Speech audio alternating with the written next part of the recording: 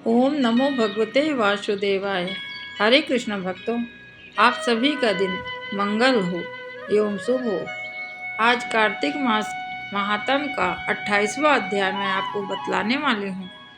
आप सब भगवान हरि का मन में चिंतन करके इस कथा को जरूर सुनिए, क्योंकि जब श्रद्धा उत्पन्न होती है तब हमें उसका फल 1000 गुना अधिक मिलता है। देवर्षि नारद जी ने ब्रह्मा जी से पूछा कि हे ब्रह्मा जी, आप मुझे कृपा करके यह बतलाइए कि तुलसी दल को किस किस दिन तोड़ना चाहिए और किस किस दिन नहीं तोड़ना चाहिए, और किस प्रकार से तुलसी को तोड़ना है, तथा तुलसी जी तोड़ते समय कौन सा मंत्र बोला जाता है और तुलसी जी की महिमा क्या है, आप मुझे बतलाइए। तब देवर्षि नारद जी के प्रश्न के उत्तर स्वरूप ब्रह्मा जी कहते हैं कि रविवार, एकादशी तथा अमावस्या के दिन तुलसी जी को नहीं तोड़ना चाहिए, तथा पूर्णिमा और संक्रांति यदि कोई के यहाँ जन्म मरण हुआ तो उस समय भी तुलसी महारानी को नहीं तोड़ना चाहिए। इन तिथियों में भूल से भी तुलसी दल को नहीं तोड़ना चाहिए, और सूर्य अस्त के बाद भी भक्तों कभी तुलसी नहीं तोड़ना चाहिए। लेकिन विष्णु भगवान की पूजा में तुलसी दल के बिना पूरा पूजा नहीं होती है, तथा उनके भोग में तुलसी दल चढ़ाना आवश्यक होता है। इसलिए यदि एक दिन पहले भी आप तुलसी को तोड़कर रख दीजिए तो भी सुबह खराब नहीं होती भक्तों। यदि यह भी संभव नहीं है भक्तों, तो आप एक दिन के पहले जो भगवान विष्णु को चढ़ाए हुई तुलसी हैं उनको भी वापस गंगा जल में धो के पुनः उन्हें अर्पित कर सकते हैं। यदि भक्तों शालिग्राम जी की पूजा करने के लिए तुलसी दल आप भूल गए तोड़ने के लिए, तो वर्जित दिन में भी आप तोड़ सकते हैं। ब्रह्मा जी आगे कहते हैं कि बिना स्नान किए हुए कभी तुलसी जी को ना छुएं और ना ही तोड़ें। आगे ब्रह्मा जी कहते हैं कि अब मैं तुमको तुलसी तोड़ने के जैसा विधि है वह भी बतलाता हूँ। तुलसी का एक एक पत्ता हमें नहीं तोड़ना चाहिए, अग्रभाग तुलसी दल सहित तोड़ना चाहिए। यदि तुलसी तोड़ते हैं तो उसकी मंजरी हमें अवश्य तोड़ना चाहिए, क्योंकि ये बहुत शुभ माना जाता है। भगवान विष्णु को तथा शालिग्राम को बहुत प्रिय हैं। ब्रह्मा जी कहते हैं, नारद जी मैं तुमको बतलाता हूँ, आगे सुनो तुलसी दल तोड़ने के मंत्र। ओम सुभद्राय नमः तथा ओम सुप्रभाय नमः। तुलसी दल तोड़ने के पहले तुलसी महारानी को प्रणाम करना चाहिए। उसके बाद यह मंत्र बोलते हुए तुलसी दल तोड़ना चाहिए। तुलसी से बने हुए चंदन को अपने मस्तक पे धारण करना चाहिए, क्योंकि यह हमें भक्ति प्रदान करने वाली हैं। हे नारद, आगे मैं तुमको बतलाता हूँ कि 100 भार सोना और 400 भार रजत का जो दान पुण्य है वह तुलसी दल चढ़ाने से मात्र मिल जाता है हमें। हे नारद, जिसके घर में तुलसी का पौधा या बगीचा जैसे पूरा तुलसी का वन ही होता है, उसका घर साक्षात मंदिर के समान हो जाता है। वहाँ पर यमराज के दूत कभी नहीं जाते हैं। तुलसी की माला धारण करने का मैं तुम्हें कुछ उपाय बतलाता हूँ। शालिग्राम पुराण में कहा गया है, यदि हम भोजन करते समय तुलसी माला गले में धारण किए रहते हैं तो बहुत प्रकार के यज्ञों का फल हमें मिलता है, और यहाँ तक कि जो कोई तुलसी की माला धारण करके स्नान करता है वह गंगा स्नान के समान फल प्राप्त करता है। तुलसी परम पवित्र तथा आध्यात्मिक गुणों से और औषधि के रूप में हम प्राप्त कर सकते हैं। यह थी तुलसी की महिमा। आइए भक्तों, 28वां अध्याय कार्तिक महात्म की ओर चलते हैं। इसके पहले के 27वें अध्याय तक का मैंने वीडियो बनाकर ध्यान से चैनल पर डाल रखा है। आप सब श्रद्धा के साथ उसे जरूर सुनिए। भगवान आपका सब कल्याण करें। धर्मदत्त ने पूछा, मैंने सुना है कि जय और विजय भी भगवान विष्णु के द्वारपाल हैं। उन्होंने पूर्व जन्म में ऐसा कौन सा पुण्य किया था जिसके कारण वे भगवान के समान रूप धारण कर वैकुंठ धाम के द्वारपाल हुए। तब दोनों पार्षदों ने कहा, ब्राह्मण पूर्व काल में तृणबिंदु की कन्या देवहूति के गर्भ से महर्षि कर्दम की दृष्टिपात्र से दो पुत्र उत्पन्न हुए। उनमें से बड़े का नाम जय और छोटे का नाम विजय हुआ है। और इसके बाद उसी देवहूति के गर्भ से योग धर्म के जानने वाले भगवान कपिल उत्पन्न हुए हैं। जय और विजय सदा भगवान की भक्ति पे तत्पर रहते थे। वे नित्य अष्टाक्षर मंत्र तथा जाप में वैष्णव व्रतों का पालन करते थे। एक समय राजा मरुत ने उन दोनों को अपने यज्ञ में बुलाया।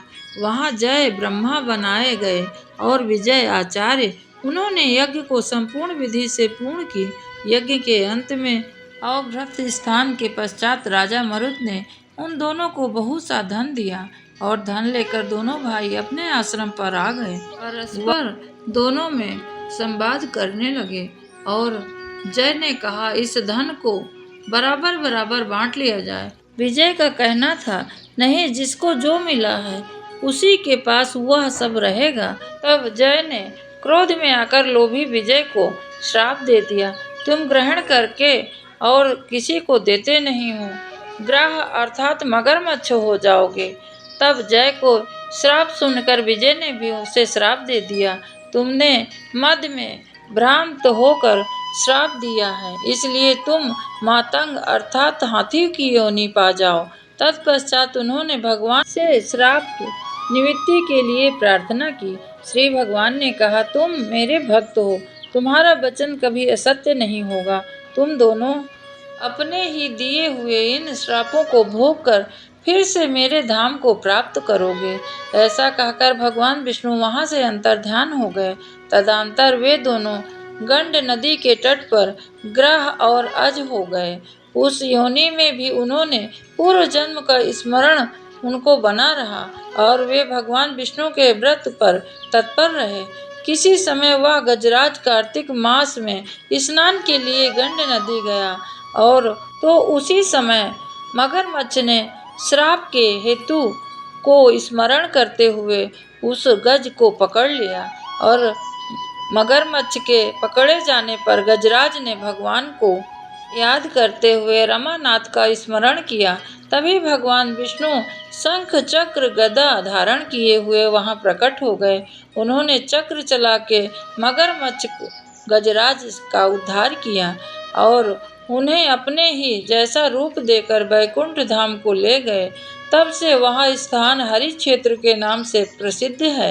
ये दोनों विश्व विख्यात जय और विजय हैं, जो भगवान विष्णु के द्वारपाल हुए हैं। और आगे कहते हैं, द्वारपाल धर्मदत्त, तुम भी ईर्षा और द्वेष का त्याग करके सदैव भगवान विष्णु के व्रत में स्थिर रहो, समदर्शी बनो। कार्तिक, माघ और वैशाख के महीने में सदैव प्रातः काल स्नान करो। एकादशी व्रत का पालन करके स्थिर रहो। तुलसी के बगीचे की रक्षा करते रहो। ऐसा करने से तुम भी शरीर के अंत होने पर भगवान विष्णु के परम पद को प्राप्त कर लोगे। भगवान विष्णु को संतुष्ट करने वाले तुम्हारे इस व्रत से बढ़कर ना यज्ञ है, ना दान है और ना तीर्थ है।